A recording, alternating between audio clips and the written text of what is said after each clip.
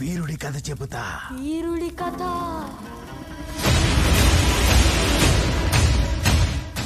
పులివెందుల నుంచి నువ్వు శాసనసభకు వస్తావన్నా, గన్నవరం ప్రజలు నన్ను ఆదరించి నా ప్రజలు అన్యాయం చేయరని భావిస్తూ గన్నవరం శాసనసభ్యుడిగా అసెంబ్లీకి వచ్చి నిన్ను కలుస్తా ఉన్నా. మాట కోసం గన్నవరం వేడనన్న మాట కోసం ఇప్పుడు అడుగుతున్నా, ఈ రాష్ట్ర మాజీ ముఖ్యమంత్రి నారా చంద్రబాబు నాయుడిని అపాయింట్మెంట్ ఇవ్వండి. అపాయింట్మెంట్ ఇస్తే మీరు నేను పనికొస్తారని భావిస్తే నాకు టికెట్ ఇవ్వని మీరు అపాయింట్ మిమ్మల్ని మీడియా సాక్షిగా అడుగుతున్నా.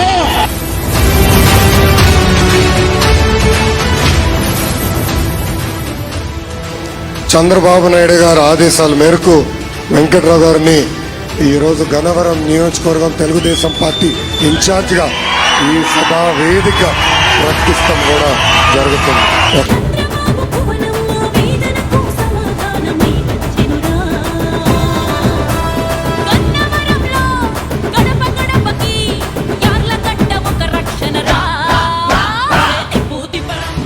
Gannavaram Yarlagadda Venkatrao. That is Rocky's KGF.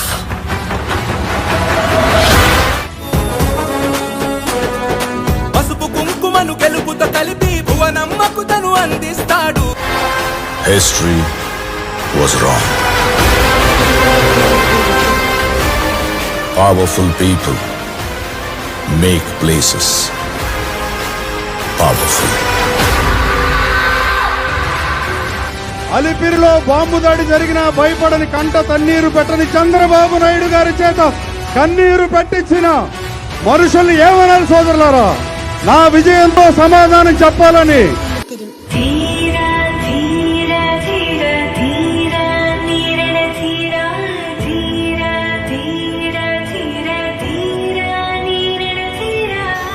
Yarlagadda Venkatrao అనే నేను శాసనసభ సభ్యునిగా ఎన్నికైనందున శాసనం ద్వారా నిర్మితున్న భారత రాజ్యాంగం పట్ల నిజమైన విశ్వాసం విధేయత చూపుతానని, భారతదేశ సార్వభౌమాధికారాన్ని సమగ్రతను కాపాడుతానని, నేను స్వీకరించబోయే కర్తవ్యాన్ని శ్రద్ధాశక్తులతో నిర్వహిస్తానని దైవసాక్షిగా ప్రమాణం చేస్తున్నాను.